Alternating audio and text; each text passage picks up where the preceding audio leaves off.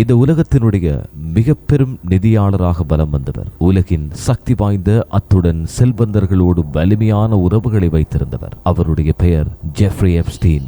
ஆனால் இந்த உறவுகள் எவ்வளவு ஆழமாக இருந்தன, எவ்வளவு நீண்ட காலம் அவை நிலைத்திருந்தன என்பது மிக பெரும் கேள்வியாகவே இருக்கிறது. 2019 எப்ஸ்டீன் தற்கொலை செய்த பின்னர் அவரது மின்னஞ்சல் கோப்புகள் வெளியாகின. கார்டியன் பத்திரிகை 1 மில்லியனுக்கு மேற்பட்ட மின்னஞ்சல்களை ஆய்வு செய்கிறது. உலகின் உயர்மட்ட பிரமுகர்களோடு அவர் வைத்திருந்த தொடர்புகள் வெளிச்சம் போட்டு காட்டப்படுகின்றன. இந்த ஆய்வின் மூலமாக எப்ஸ்டீனோடு வட்டாரத்தினரும் அரசியல்வாதிகளும் தொழில்நுட்பத்துறையினரும் செல்வந்தர்களுமே கலாசார பிரமுகர்கள் உட்பட 1,50,000 தனித்துவமான மின்னஞ்சல்கள் அவர்களுக்கிடையில் பரிமாறப்பட்டுள்ளன என்பது உறுதியாகிறது. ஆனால் இது குற்றச்சாட்டுகளுக்கான நேரடி சான்றாகவே இருக்கவில்லை. ஸ்டீவ் பேனன் முன்னாள் ட்ரம்ப் தலைமை உத்தியாளராக இருந்தவர். பெரும்பாலும் வாட்ஸ்அப்பில் எப்ஸ்டீனோடு தொடர்பு கொண்டது உறுதியாகிறது. 2018 ஆண்டு அவர் தன்னுடைய அரசியல் பதவியை விட்டு விலகிய பின்னர் இருவருக்கும் இடையில் அரசியல், திரைப்பட, ஊடக திட்டங்கள் குறித்து 1500க்கும் மேற்பட்ட மின்னஞ்சல்கள் பரிமாறப்படுகின்றன. அதைத் தொடர்ந்து ஜூலை மாதத்தில்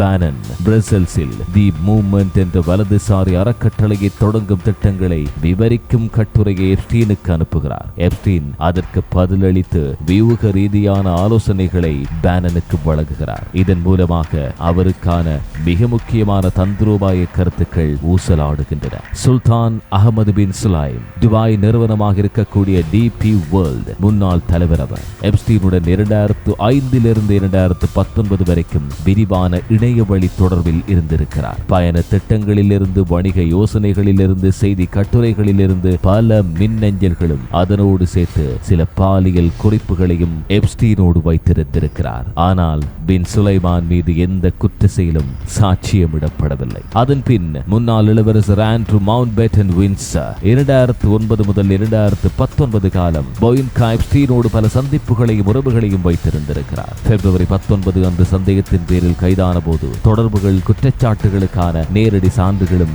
இருக்கவில்லை. பீட்டர் மாண்டல்சன் இங்கிலாந்தின் முன்னாள் தூதர் 2008 முதல் 2014 வரை எப்ஸ்டீனோடு தனிப்பட்டதும் தொழில்நுட்ப ரீதியான மின்னஞ்சல்களையும் பரிமாறியிருக்கிறார். பல முக்கிய கொள்கை நடவடிக்கைகளும் வங்கியாளர்களின் ஊக்கத்தொகை தொடர்பான விவாதங்களும் இதில் இடம்பெற்றிருக்கின்றன. இதுவரை வெளியிடப்பட்ட கோப்புகளில் காட்டப்படும் மிக பழமையான மின்னஞ்சல்கள் முக்கிய நிகழ்வுகளுக்கும் அதிகாரிகளுக்கும் அத்துடன் சமூக சுற்றுகளுக்கும் இடையிலான இணைய வழி தொடர்புகளை வெளிப்படுத்துகின்றன. எப்ஸ்டீன் தனது சக்தி, செல்வம் அத்துடன் நுட்பத்திறன் மூலம் உலகளவில் உயர்மட்ட உறவுகளை உருவாக்கியவர் என்பதை இந்த ஆயிரக்கணக்கான மின்னஞ்சல்கள் வெளிப்படுத்துகின்றன. லாரி சம்மர்ஸ் முன்னாள் அமெரிக்க கருவூல செயலாளர் ஒரு மின்னஞ்சலில் கூறியது போல, சக்தி வாய்ந்தவர்கள், செல்வந்தர்கள் மற்றும் மேதைகள் மத்தியில் பலம் பெறும் நபர்களை எனக்கு தெரியும். ஜெஃப்ரி இந்த 3 நிலைகளையும் ஒரு தனித்துவமான அளவிற்கு செய்கிறார் என்றார். ஆகையால் இந்த மின்னஞ்சல்கள் எப்ஸ்டீனின் உலகளாவிய வலிமை, தொடர்புகள் அத்துடன் செல்வாக்கை வெளிப்படுத்தும் ஒரு அசாதாரண சாட்சியாகவே மாறுகின்றன. ஆனால் இது குற்றச்சாட்டுகளுக்கான நேரடி